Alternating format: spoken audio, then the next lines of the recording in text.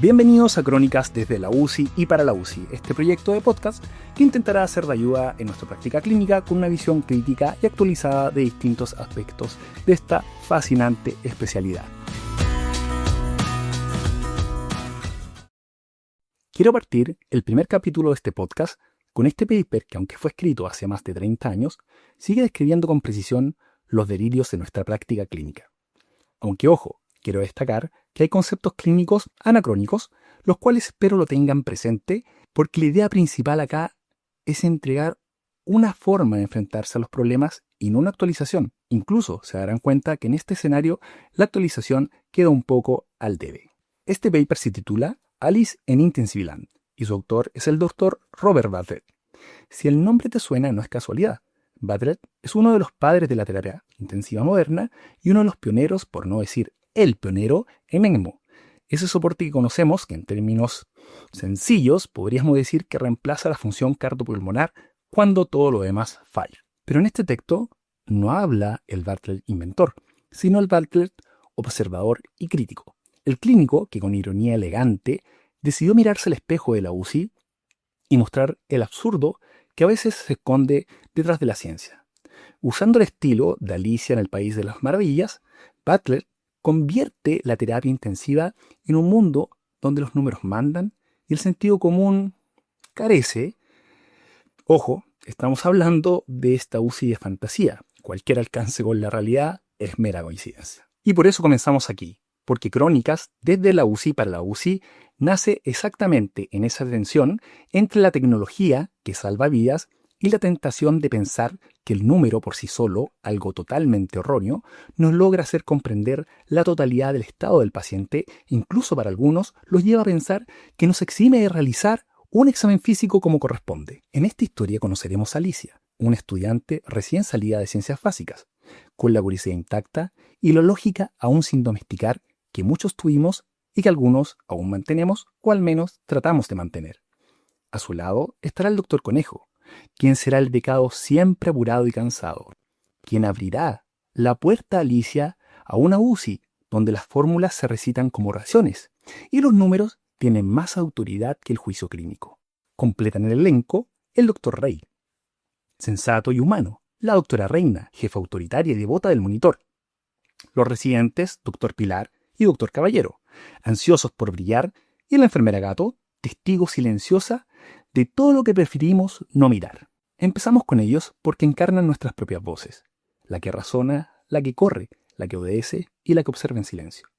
Y como advertía Bartlett, en medicina intensiva, el mejor clínico no es siempre quien más años lleva, sino quien aún recuerda qué significa una presión, un flujo o una resistencia, antes de que se transformen en un número más en la pantalla. Aún tengo presente uno de mis profesores en la beca, quien repetía casi majaderamente: hay que volver a lo básico. Bienvenidos entonces a este viaje de regreso al sentido común. Esto es Crónicas de UCI para la UCI, este proyecto de podcast que intentará acercarte al mundo del intensivo de una manera más amena y práctica.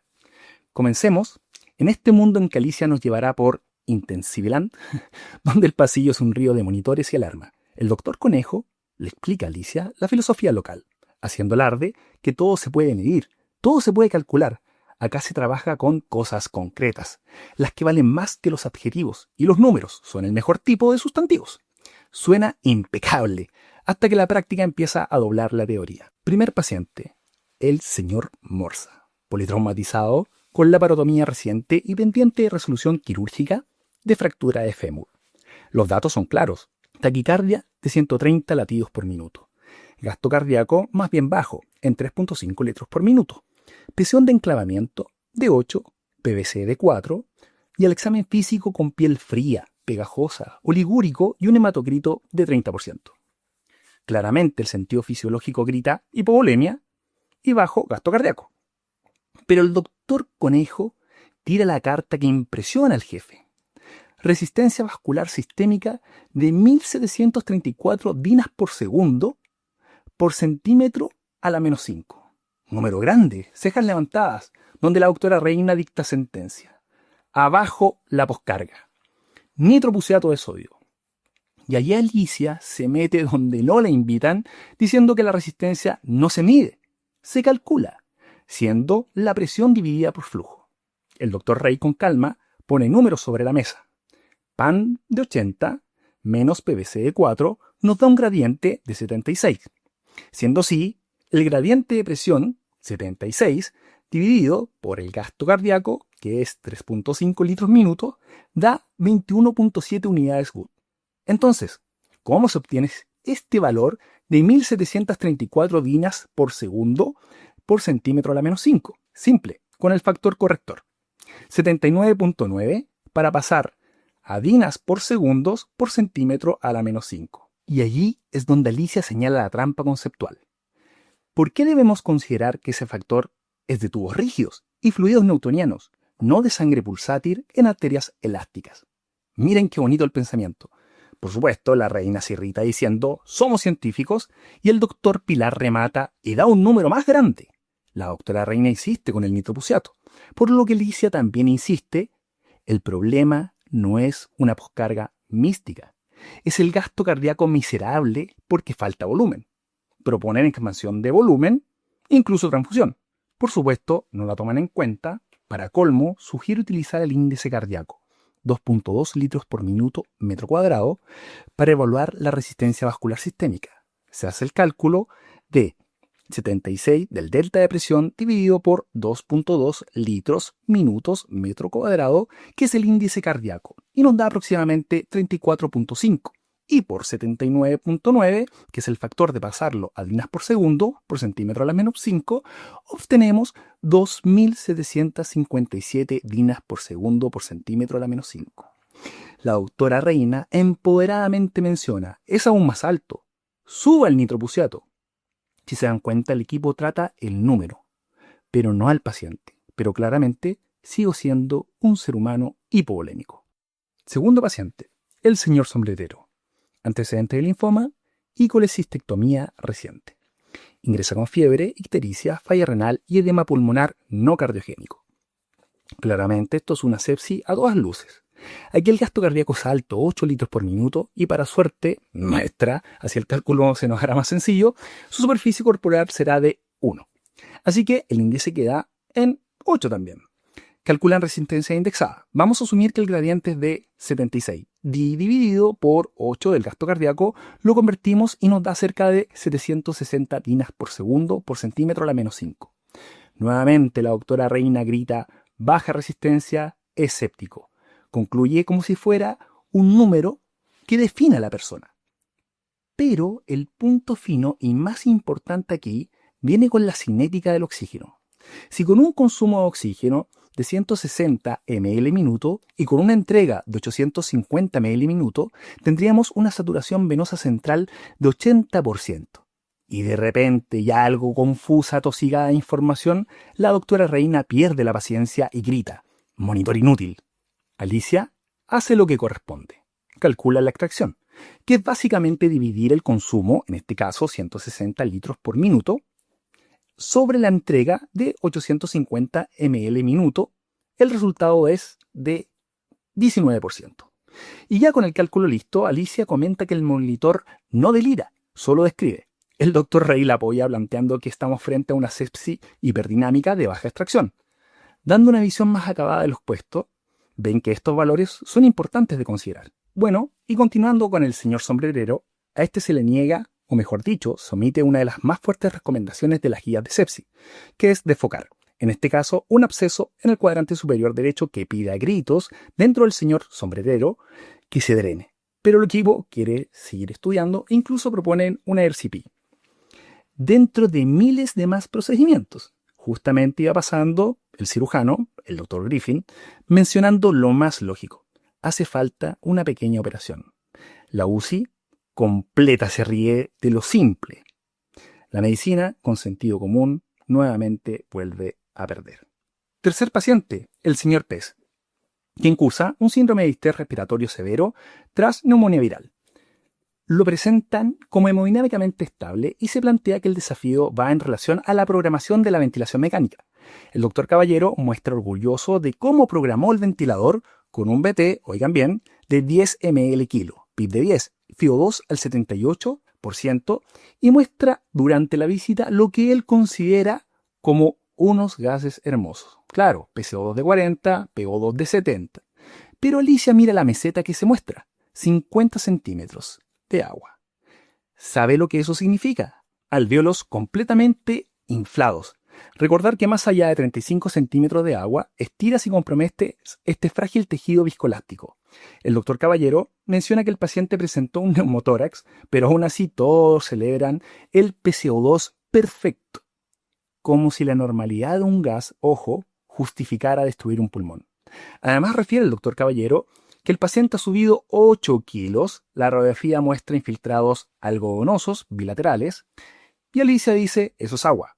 La presión de oclusión del Swan es de 8, pero no descarta sobrecarga intersticial. Solo habla de ventrículo izquierdo y de lo que interpretamos como volumen central. Por supuesto, nadie escucha. Ella propone lo que hoy para nosotros es sentido común, limitar el aporte de volumen. Me refiero a volumen de reanimación. Controlar las presiones del ventilador y tolerar hipercapnia de ser necesario en lo que conocemos hoy como hipercapnia permisiva. Pero nuevamente todos a coro advierten, se va a poner hipercárnico. Y Alicia menciona un concepto que es de vital importancia en ventilación protectora, que es mejor CO2 alto que hiperinflación letal. Ya con la paciencia agotada, la doctora Reina la expulsa del pase de visita y de su unidad, menos mal, no gritó que le corten la cabeza. Entonces, vamos al epílogo de toda esta situación y qué sucedió con los pacientes. Bueno, resulta que el señor Morsa mejoró en cuanto recibió transfusión de glóbulos rojos y exactamente lo que pedía la fisiología desde el principio. Ahora bien, debemos considerar que en ese tiempo sí se transfundía con esos rangos de hematocritos, este concepto anacrónico que se entendía como optimización supranormal de perfusión propuesta por Shoemaker, que es tema para otro momento. Por lo demás, les recomiendo el paper de Hebert del New England Journal, año 1999, que cambió la práctica estándar, llevando a los médicos a ser mucho más conservadores con el uso de transfusiones de sangre. El señor sombrerero no murió de sepsis, sino de las complicaciones quirúrgicas que acarrió, la falta del drenaje oportuno. El señor Pez mejoró cuando afortunadamente una fístula broncopulmonar obligó a bajar las presiones del ventilador. Lamentablemente, la lección se aprende, pero por las malas. ¿No deja Battle? Más allá de la ironía, primero que la resistencia es un cálculo, no un tótem. Úsala si quieres, pero trata la causa del bajo gasto o del gradiente, no el número. Segundo, que la entrega de oxígeno debe superar con holgura el consumo, 4 o 5 veces, y que una saturación venosa central bien interpretada es una guía importante del balance global. Como ven, nuevamente se nos hace presente Shoemaker. Tercero, que la presión de enclavamiento, que es lo mismo que decir presión de oclusión, presión de Weill, presión de cuña, e incluso, ojo, aunque no es tan así, se acepta también como sinónimo la llamada presión de capilar. Y esto no mide el agua total del cuerpo. No se debe confundir presión con volumen. El SWAN, a diferencia de los dispositivos de termodilución transpulmonar, el más conocido de ellos, el PAICO, mide presiones. Insisto, el SWAN mide presiones, no volúmenes, a diferencia de los dispositivos de termodilución transpulmonar. Disculpen lo insistente con este punto. Y cuarto, que la hipercapnia permisiva suele ser más segura que las presiones que revientan alvéolos en busca de gases normales. Si algo nos enseña el Dr. Battle, a través de Alicia, es que la clínica solo es verdaderamente intensiva cuando la fisiología está viva en la cabeza del equipo. No se trata de renunciar a los números, se trata de devolverle su lugar, sus instrumentos. No son ídolos. Nuestra invitación, la de mi profesor, la de Battle, y sí, la de Alicia, es simple y exigente a la vez. Volvamos a las raíces, volvamos a calcular a mano cuando haga falta, a dibujar circuitos, a pensar en presiones y flujos, a revisar la curva presión-volumen y el intercambio gaseoso como si fuera la primera vez. Volvamos a estudiar fisiología aplicada, con la misma disciplina con que aprendimos a leer un monitor, porque los algoritmos ayudan, las máquinas sostienen y los índices orientan, pero solo el entendimiento salva. Nos escuchamos en el próximo episodio. Mientras tanto, que cada ronda sea un pequeño laboratorio, menos ritos, más razón, menos culto en número, más ciencia básica, bien fresca en la mente. Que tengan un buen turno.